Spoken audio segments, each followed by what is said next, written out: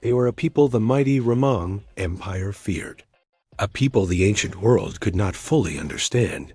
They were known as the Picts, a name given to them by the Romans, meaning the painted ones. Imagine this. Warriors, their bodies covered head to toe in swirling blue patterns, symbols of identity, protection, and fierce pride. These weren't just simple tattoos as we think of them. They were a living tapestry of their culture, their beliefs, and their place in the world. And what makes them so fascinating is that these very same designs, these intricate spirals, cryptic beasts, and enigmatic shapes were also carved into the great stones they erected across Scotland. Symbols that, even today, we cannot fully decode. The Picts left behind no books, no written language that we can read, no histories penned by their own hand. All that remains of their world are these silent, weathered stones. They stand in fields and on hillsides, covered in carvings of fantastic creatures, abstract symbols, and scenes of life and war. We see carvings of eagles, salmon, and a strange creature often called the Pictish beast, a sort of dolphin-like animal with a long snout and swirling tail. We see mirrors and cones suggesting a concern with appearance, and we see warriors armed for battle. But what do they all mean? Are they stories? Are they territorial markers? Are they religious texts? We simply don't know. They are a library of books we can no longer read. When the seemingly unstoppable Roman Empire marched north, conquering Britain all the way to what is now the border of Scotland, they expected the tribes beyond their walls to fall just as easily. But they were wrong. These painted warriors fought with a ferocity and a guerrilla-style warfare that the Romans had never encountered before. They used the landscape, the dense forests, the bogs, the hills to their advantage, appearing from the mists to strike, and then vanishing just as quickly. Roman records speak of frustration, of campaigns that cost them dearly, and of entire legions who marched north beyond the frontier, never to return.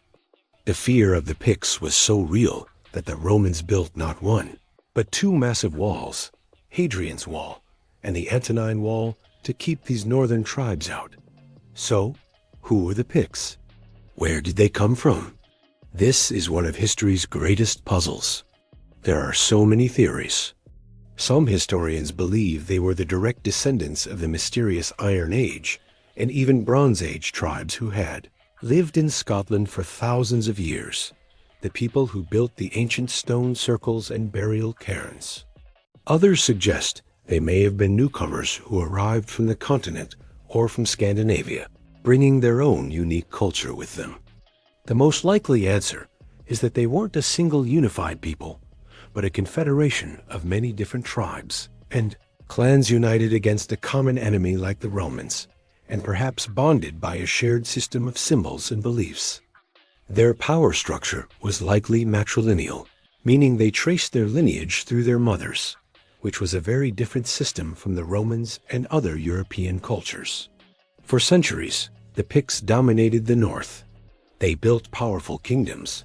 They were skilled artisans in metal and stone, and they were formidable sailors who raided the coasts of Britain. But then, something strange happened. The Picts didn't disappear because of a great war or a devastating plague. They slowly began to transform. Around the 9th century, a Gaelic-speaking people from Ireland, known as the Scoti, began to gain influence in the west of what is now Scotland, in a kingdom called Dal Riata. Over time, through a combination of political marriages, alliances, and conflicts, the Picts and the Scoti began to merge. A famous king, Kenneth MacAlpin, who was himself of both Pictish and Scotian descent, is traditionally seen as the first king of a unified kingdom, a kingdom of Alba, which would eventually become the Kingdom of Scotland. And here is the heart of the mystery. The moment the Picts blended into this new world, their own distinct culture seemed to vanish almost overnight. Their unique language, which was likely related to the language of the ancient Britons, became extinct, replaced entirely by Gaelic. Their intricate system of symbols fell out of use. Their matrilineal succession was replaced by a male-dominated system. It's one of the most complete and rapid cultural disappearances in European history. In the span of just a few generations, the painted people were gone, absorbed into the new identity of the Scots. All that's left are the stones. Their art still speaks to us across the centuries.